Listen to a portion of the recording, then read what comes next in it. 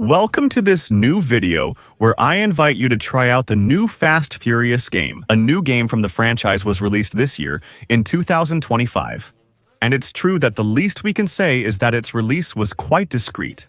Even I, who closely follow racing video game news, had never heard about it until this morning, December 29, 2025. Even though the game has been out since October, it's called Fast Furious Arcade. It was developed by Roll Thrills and Cradle Games, which are studios specialized in developing licensed games. So, I'll give a few examples. They made a game about Nerves, a game about Jumanji, and also a game about Snoopy, so really nothing to do with racing games. And for your information, none of these studios are related to Vin Diesel Studios, because if you didn't know, Vin Diesel has a video game development company, Tygon Studios, which developed, for example, the latest Fast and Furious Crossroads, which really stinks, by the way.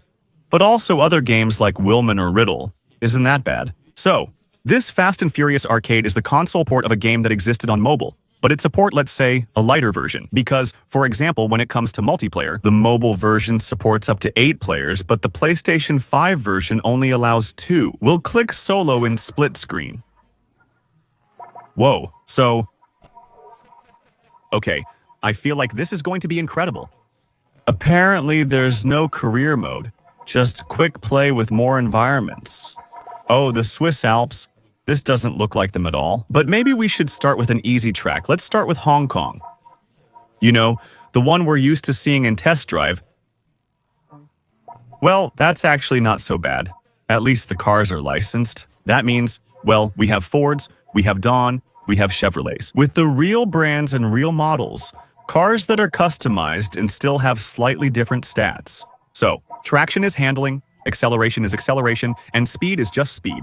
This suggests the Corvette is likely the best in the game. So, in my opinion, each car has several performance modes. That is to say, you can have the standard versions and the Führer versions. However, there is an extremely repetitive voice in the menus. So, actually, for each car there is the standard version and the Führer version. And if I understood correctly, actually, to unlock the Führer version, which is supposed to be faster, you have to complete the list of missions. Actually, for each car you see at the top right, mission summary. It just matches up. I'm thinking about our victories on each track we've seen before. Once we're done, I feel like the 6 missions. We unlock the Führer version, which has nitro tanks in the trunk. A slightly different body kit, and it should be overall faster. Well, we don't have it, so let's not worry about it.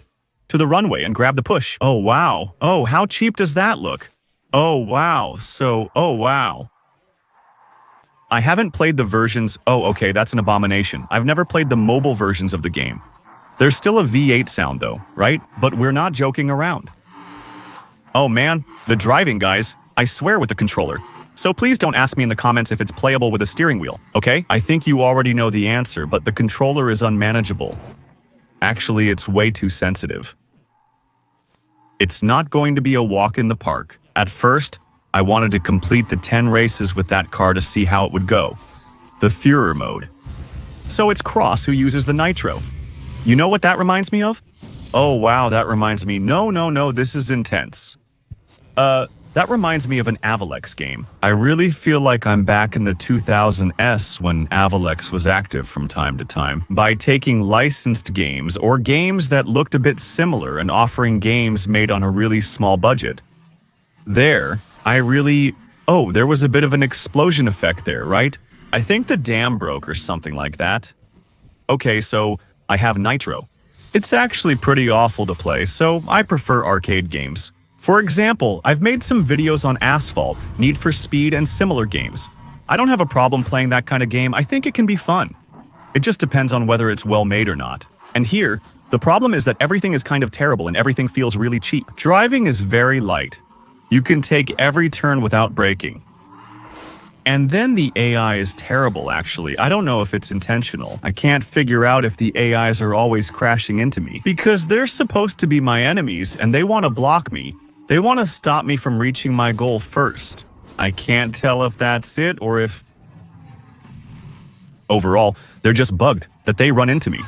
The question I'm still asking myself is, how does that happen? Fast Furious is still a franchise where something cool could be done. With the story, characters, and famous cars, there's definitely potential to create a great open-world Fast Furious racing game. I don't understand how it's possible that in 20 years of existence, because now, Fast Furious has been around for 20 years. There hasn't been more than one decent game that came out. There was one actually that came out in the mid-2000s, which looked a lot like Tokyo Extreme Racer. It was kind of the same concept. We had cars that we could upgrade. We did duels and everything. It was pretty cool, that's true, but aside from that, all the Fast and Furious games that came out are crap. Whether it's games developed directly by Vin Diesel and his studios, or games made by third-party studios. There's not a single one that saves the day or saves the franchise. And honestly, I have to admit that's something I don't understand. How can it get to that point? The AIs slow down by themselves before the end of each race, so you can still come in first. Actually, that's something I just noticed. You don't even need to steer, because when you get too close to a wall or start going in a direction that's not intended by the map, the car turns automatically. Since you literally don't need to brake, I never brake, I'm always flooring the accelerator, since you don't need to brake and you don't need to steer. Overall, the gameplay of the game isn't very interesting. Let's put it that way. With a game like this, nothing justifies a €29 price. Because it's not good looking graphically, it's very repetitive, really lacking in content, and even the gameplay isn't great. Among the AIs, the only fun part is that something is always happening, even if just a little. Things are exploding. We're colliding with the AIs. But I already showed you earlier, even about lifespan, 6 tracks, and the tracks are completed in 2 minutes, which means that technically, in 15 minutes, you've pretty much seen everything the game has to offer. So, in terms of content, it's still very expensive. Paying $29 for a game that only lasts about 15 minutes, especially when it's honestly pretty ugly. This is clearly an example of a game that was cheap or free to develop. And where? The Fast Info Use license was just used to, let's say, make a profit from a project that otherwise wouldn't have been sold. You should remove the Fast Info Use logo. No one would be interested.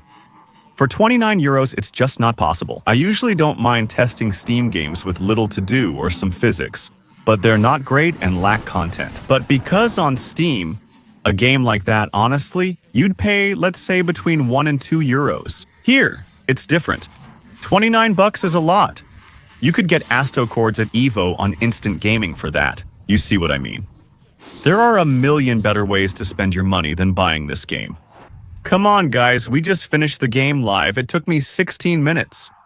We completed all the missions. I hope the reward is worth it. We got the trophy. It was intense, and finishing the game was truly extreme. Obviously, there's no cutscene, but let's see what happens with the extreme version, the Fury version of our car. So, it's true that it has a body kit, with those little neon lights there.